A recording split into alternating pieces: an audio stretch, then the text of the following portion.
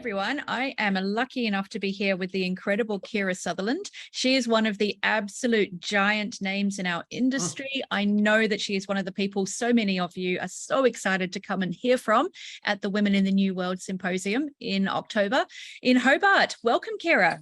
Yay, thank you. Thanks for having me. I'm excited to be with everybody else at the symposium. Absolutely. Yeah. I think that's the thing that's really making me, really lose sleep with excitement over this event is just how incredible it's going to be connected with, not only the practitioner community, but really some of these absolute dazzlingly bright lights in our naturopathic world. And you are undoubtedly one of the biggest and brightest of them all. And we are so excited to have you.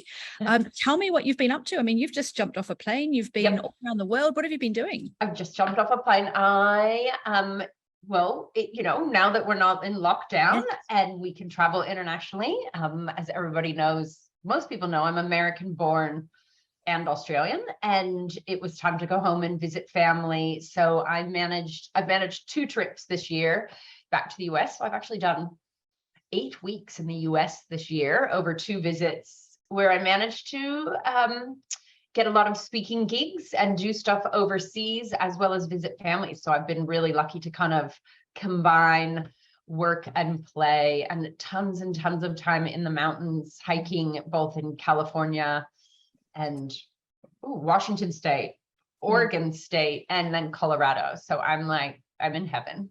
And so nature is one of the things that really fills your cup, isn't it? It's the mountains. I mean, that sounds terrible. I live in Sydney at the beach, and the beach is amazing. But if I had to pick, I would be in the middle of a forest with a stream running by, and the mountains just fill my soul in a way that nothing else does. Well, that's one of the things that you're known for. You're known for your love of outdoors and obviously for being a guru in the sports nutrition space. Yeah. Tell us a little bit about your career. How did a Californian girl live in Sydney? And tell us about your work and your decisions. What brought you to this point in your life? Oh, okay. Let's see. So I was a bit of a tomboy. I mean, I was still a girl, but tomboy. I played every sport under the planet, all through high school. And so sport was always a thing for me. And then I went to university originally in the US, and I was actually studying sociology and dietetics nutrition, but I bailed on that in my early 20s, and I moved to Australia and went back to study in Australia as I found naturopathy. And oh my gosh, changed my, when we all find naturopathy or nutrition I mean, when it finds us. I was in Europe for quite a few years in between leaving uni and moving to Australia. I actually lived in Europe for 4 years and had this amazing journey where I had all this I was working, but I had all this time to read, and I got quite sick. Well, I don't often tell this story. I actually got quite sick while I was in Spain. I got run over by a motorbike. Oh my goodness. And probably should have been dead, and ended up cracking all the ribs. Oh, I didn't know I was going to tell a story. Cracked all the ribs on my left side. Can't believe my spleen didn't rupture. One of those, I was really sick.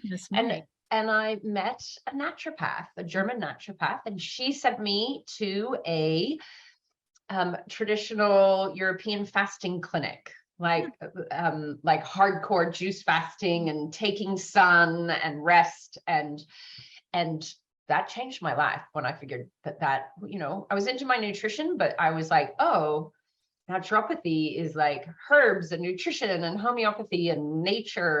And so my introduction to naturopathy was the traditional, what we call nature cure. Yeah. And under fairly dramatic circumstances. They were dramatic.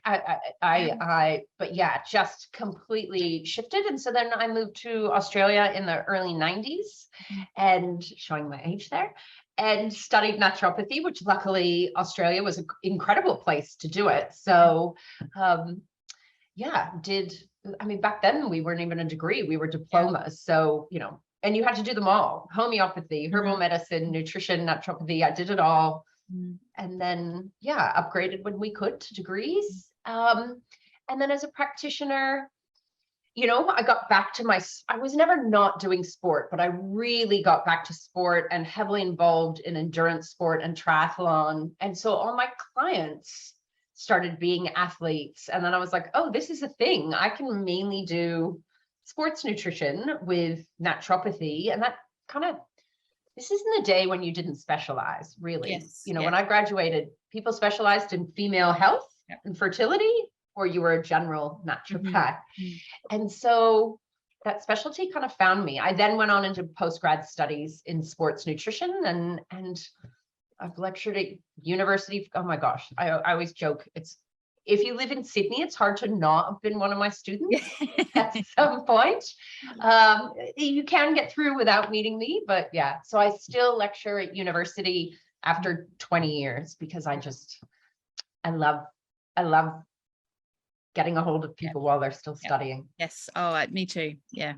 Yeah. And so you're known, I mean, like you said, everyone in Sydney knows you. Everyone has been taught by you. Oh. You're known for education. You're known for sports nutrition, but there's another side to you as well. Tell us about your other side, your sacred side. My secret side. No, when you know me, most people know about this, but yeah, as I call it, my sacred side. Tammy and I often talk about that combination within a lot of us of that pure scientist and then that spiritual, or people woo woo, whatever, but I love the word sacred.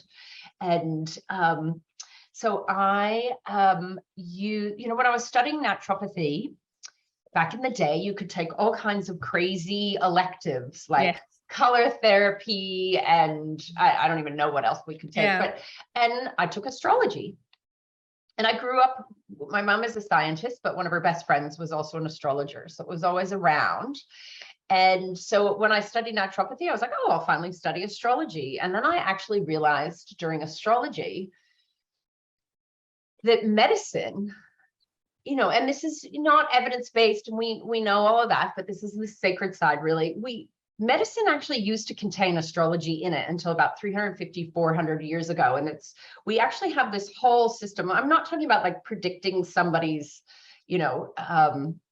future. I'm talking about using astrology as a way to analyze the human body in the Western frame, just like we have traditional Chinese medicine and we have Ayurveda, and they both use the elements and all of this energetics. We actually have that energetics in the West, and it was part of astrology. So I became what's known as a medical astrologer, and have practiced it. I don't always practice it. Clients don't know I do it. I have separate websites, but there's this sacred side to me that is always looking at the energetics from this old school idea of medicine and the temperaments and the humors, if you want to go back there, but way even before that.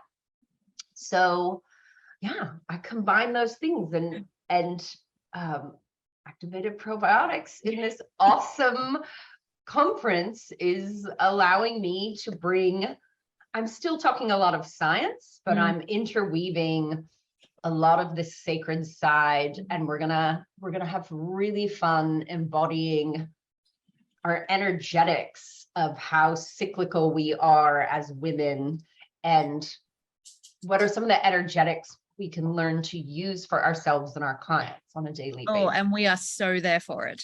So I'm so excited, actually. Your presentation is called Cycles of Health, and you'll be looking at various ways that cycles are represented in women's lives. And I mean, I'm so thrilled that you're bringing in this sacred side as well. And it's, what's kind of going through my mind is everything you're talking about goes back to your initial passions for sociology and dietetics, doesn't it? It's the science and the nutrition, but it's also the story and the person. Oh, I love that. It's amazing that you've woven those twin passions through everything that you do, and here you are embodying that. It's incredible. I know, and I'm excited. I've kept these two parts really separate for a lot of years because, evidence-based and where our industry is going. But it's funny, as I age and I think a lot of us, through whatever's gone on in the stress over the last couple of years, we're looking for a lot more. We still need to be evidence-based, but we also need to not forget our roots. Our roots of naturopathy are so much more energetic and so much more about nature and the cycles of nature and then the cycles within us, I think this is a really fun way to remind people or to remember or to teach people that maybe studied naturopathy much more in its modern version and bring them back to, you know, especially women. We're so cyclical, yet live in such a modern world. We get so far removed from it. Our daily life doesn't allow for female cycles the way we should. And this is not, I'm not talking about going, oh, just full moon, new moon. We're going deep on this one and looking at the cycles that exist within your body from the day you were born, what cycles actually got set up and how to work with them. So it's not, I'm not talking so much about like, you know, the visible moon cycles. I'm talking about your internal cycles that might have a connection to, you know, the moon and some other rhythms. Oh my goodness, you're giving me goosebumps. Oh, I can't wait. I'm about halfway done writing this lecture. Yet there's sports nutrition in the lecture, and we talk hormones, and it's all these different layers. I'm actually really excited. I think there's a reason why I've been asking everyone kind of the same question, you know, who are you most looking forward to hear from? And there is a reason why your name keeps coming up when I ask the question. What's your answer to that question? What are you most looking forward to at the symposium? The thing I'm most looking forward to, not even I'm always looking to be inspired by other lecturers, and the group of lecturers that are coming are like off the scale. I can't even name how many. Basically, the whole list. I was like, oh, I want to see her. I want to see them. Yeah.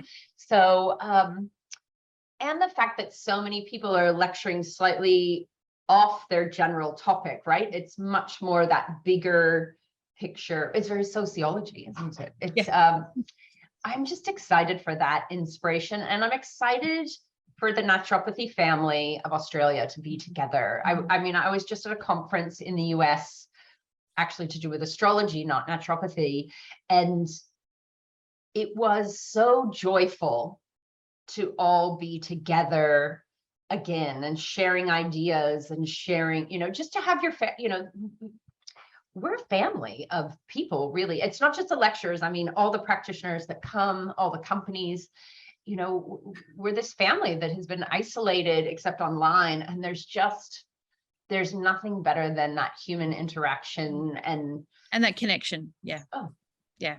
I might have to have a Prosecco or two while we're down there. I'm really excited. And travel. Like, who doesn't want to travel? One of the things on my highlight list will absolutely be the VIP cocktail night. So, you know, there may be Prosecco and other substances imbibed that night for sure. But yeah, you're speaking to my heart there. It's the connection, which that's what's going to, you know, to soothe my soul and provide the nourishment to reflect back on for, you know, in the future. It really is that connection in the naturopathic family. You've just elucidated that so clearly, so beautifully. And I can't wait. So stuck in our heads, right? We're in our heads. We're on Zoom. I can only see your face. I want to see your feet. I want to watch people dance. I got to pick some outfits now. Yeah, I know. How many good outfits do I need? all the big questions. But yeah, we will see you on the stage, Kira, for your unique combination of education, science, and sacred. And we can't wait. Thank you so much. And thanks for your time today. Yeah, absolutely.